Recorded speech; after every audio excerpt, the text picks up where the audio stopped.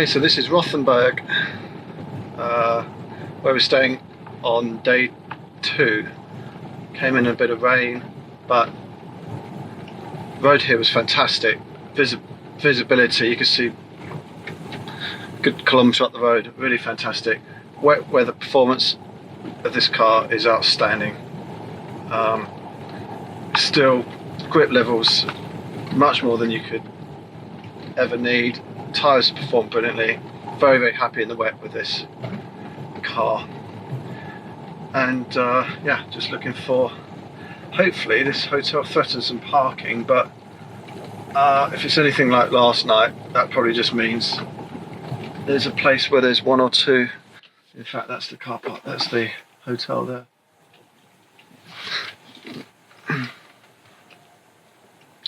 So let's see what we're dealing with. One of the issues is that we get water on the reversing cam and you can't see anything. Right, that's us.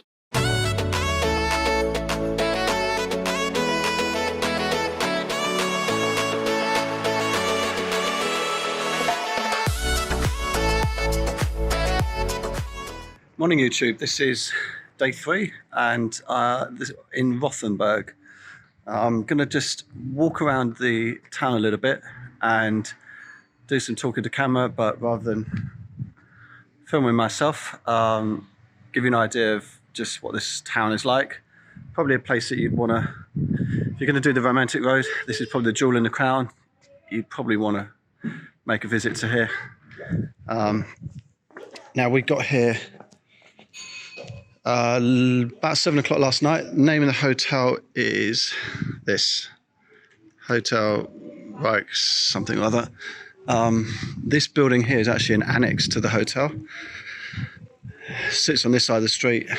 The main hotel is on this side, but in the annex you've got the superior rooms. Very nice rooms, quite modern, fit out. Nice bathrooms, great beds, separate sitting area. Very happy with that. All these hotels, pretty much each night we're staying in are going to be about €140, although that is during Corona. So, I mean, you can tell this town would get seriously busy at Christmas, probably during the summer normally. And it's quite obvious from the shops that there's obviously usually a lot of Japanese tourists, just from the number of Japanese menus. I think this sort of romantic road is very popular there, well known. So it's one of the key destinations for Europe if the Japanese are making the trip over. The breakfast was very good. You've got to like your sausage, but provided you do, they got you covered. So it's basically like a medieval walled town, large medieval walled town. I was surprised last night. I mean, although the hotel said they had parking, we drove through the gates of the wall and arrived at the hotel. Didn't think they'd have parking, but yeah, one of the main reasons you might want to stay at that hotel there is because they do have parking within the walled city. I was very impressed. They actually put me inside behind a gate and then inside an actual internal garage, so the car couldn't really be safer. We charged up yesterday at the nearest Tesla supercharger to here, parked up, and turned out next door randomly was a sort of how you say, like Bicester Village type brands, shopping village.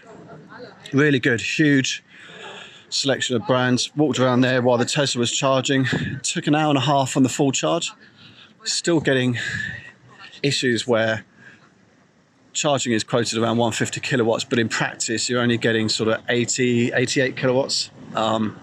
So yeah, we arrived there. It was the lowest I've been on the charge. There was unrestricted autobahn all the way there, so you get to see what percentage it estimates you're going to arrive at the destination with. So we arrived with about 2% left. That was partly by design because I was doing about 200 kilometers an hour. Why not? I thought. Got there, and that's 2% back to 100% took 1 hour 30 whilst we did some shopping. So from there, there's a motorway that goes from there to Rothenburg, this town, but best to just head south on the romantic road from there. The road was stunning.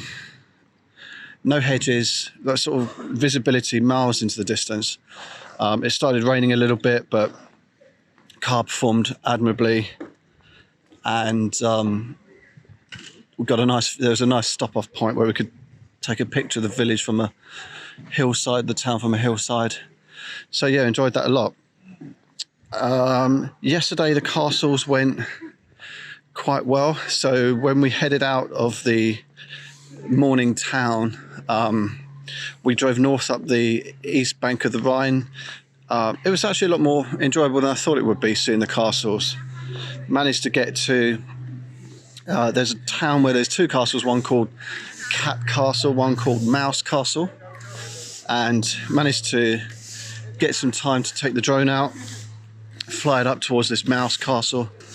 That was very, very nice to do.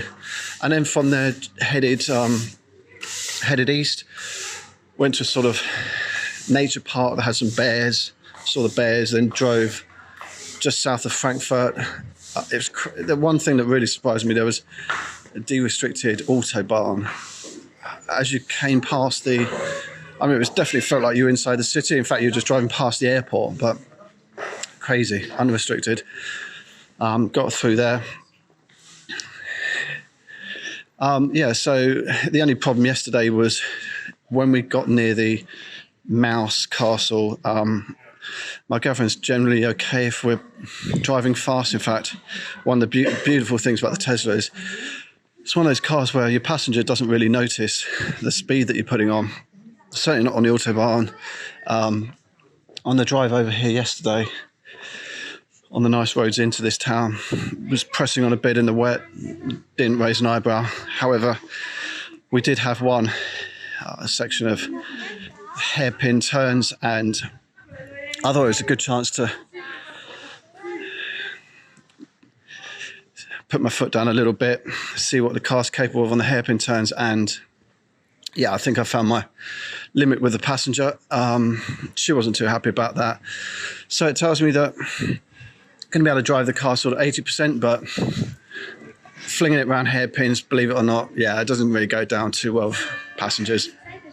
And so, it's so violent, the acceleration out of hairpin turns, that it must be one of the quickest cars coming at hairpins that you could get. If all you wanted to do was get up a mountain on hairpin turns, it'd be the perfect car for it.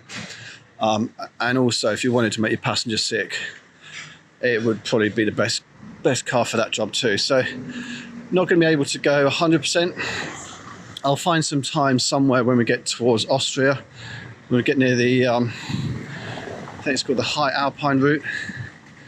I'll see if there's a really nice stretch of road. I'll see if I can't find some time to get her out of the car and go off on a drive myself, get some footage and see what happens. So yeah, just trying to gonna spend the day walking around the town, trying not to get into the car today, take some time out. Idea being, tomorrow we head down the romantic road south to Füssen, which is near the border of Austria, and from there a few more castles, stay there 2 days, and hopefully learn a bit more about the car, trying to find things that surprise me, things I didn't know about beforehand.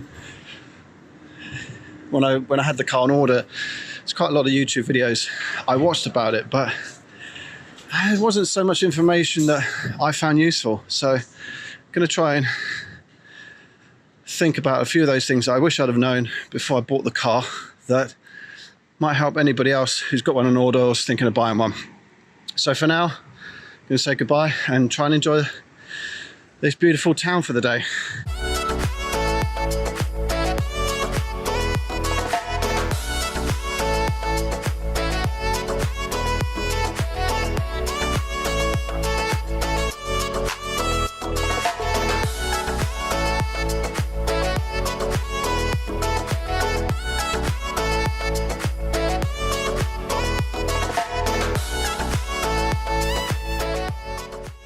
Right, that was a classic holiday error. Flying drone to get footage over Rothenburg, and didn't appreciate that my DJI Magic doesn't have auto collision detect, and so I selected fly home and it just flew into somewhere in this forest where we are. So I've just had to spend the last half an hour climbing trees, prodding around. Obviously the drone was right at the very top of the tree. Probably took me longer than that, actually, probably 40 minutes. Drone now recovered. The DJI app is actually quite helpful. It's quite accurate and you can press to make it beep. So we just had to drive down the middle of a sort of dirt track to the end of this road, and from there press a button that said make it beep, and we made it beep. Obviously also we've parked right next to a beehive, so they've been doing a good job of really pissing me off while I've been climbing trees as well. All is well now. We only made it 5 minutes outside of Rothenburg. I thought I'd get some footage, but now we're able to set off on the romantic road. It's 11:30. See what sort of progress we make. Catch you later.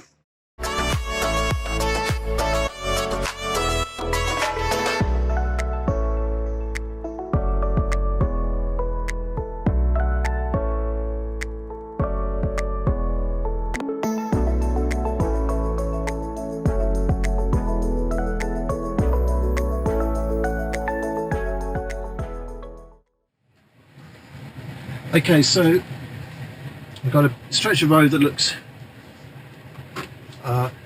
quite nice place to stretch the legs in the car.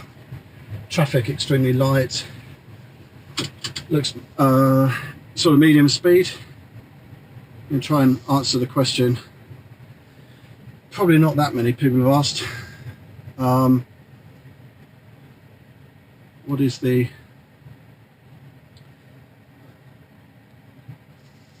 what's the car like when driven at a moderate pace?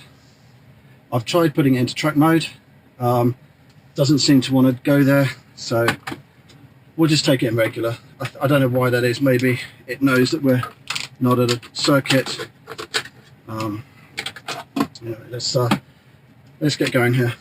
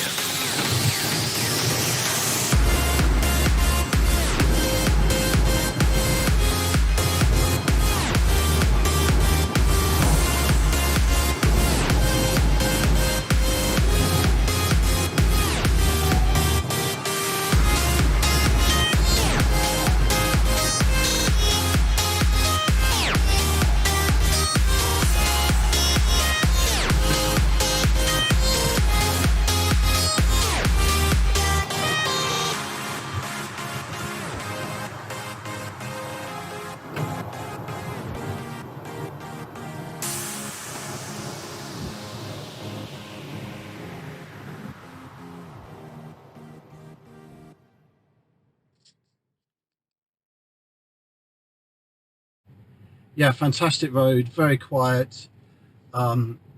went uphill quite quickly, lots of twist, but moderately speed. It really played to the Tesla's strengths. The performance coming out of slow corners is fantastic, and yet the corners weren't so tight that you're struggling for grip.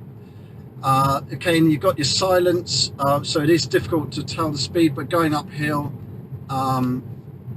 seemed to help that a little bit. You could sense the speed a little more, and through the sort of medium speed bends, the Pilot Sports, you can hear squealing a little bit, again helping you sort of know where your limits are. It's very hard through this steering to really get a gauge of where those limits are, but after a couple of minutes putting a few of the corners together, you get a good idea.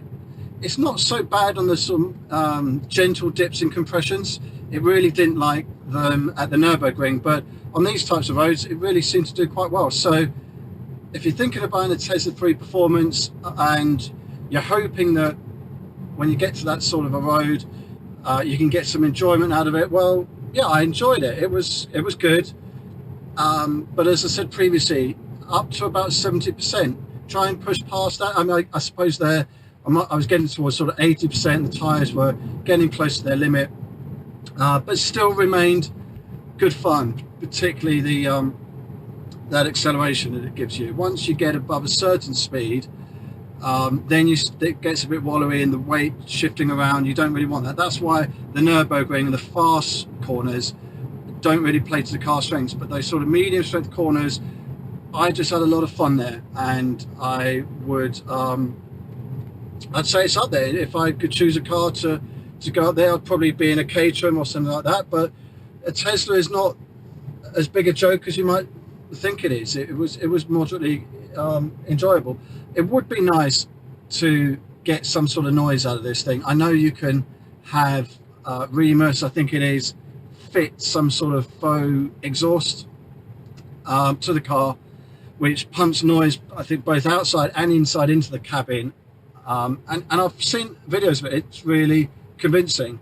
You can change the tone, but from what I've seen, it sounds really convincing, and it would add, I think, an awful lot. Oh, here we go, going into Austria.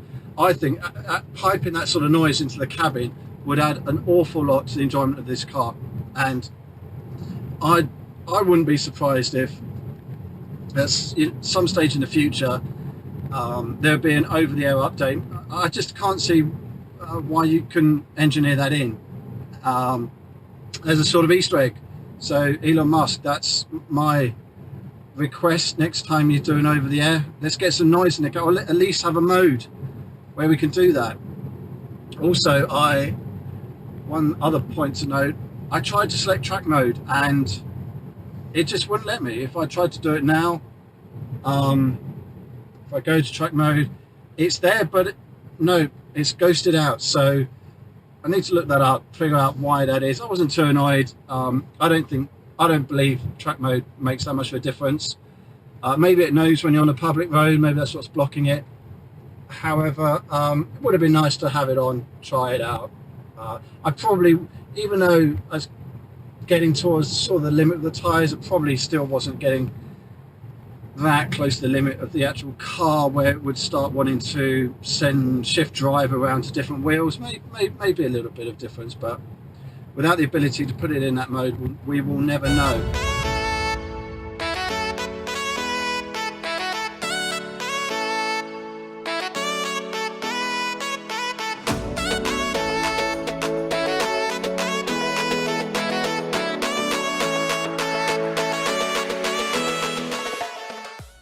Okay, so we made it here to day 4 of the trip, and currently we're in Austria having a little visit to a supercharged station.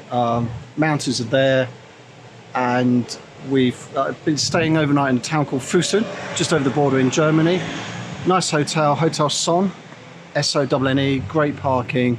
Very happy the way they've looked after us, and breakfast was superb. Closest thing I've had to an English breakfast so far. So that's been working out well for us. We are going to charge up to about 80% here, and then head just over back into Germany. This road you have to go through Austria to get to the highest mountain in Germany. And on the top of that, there is an alpine viewing platform. We're going to try and get to the top of that. I think you can drive quite a long way up the top of it. Hopefully not too much walking, and take maybe some drone footage from the top of that. This morning we visited the famous castle Neuschwanstein just outside Fussen.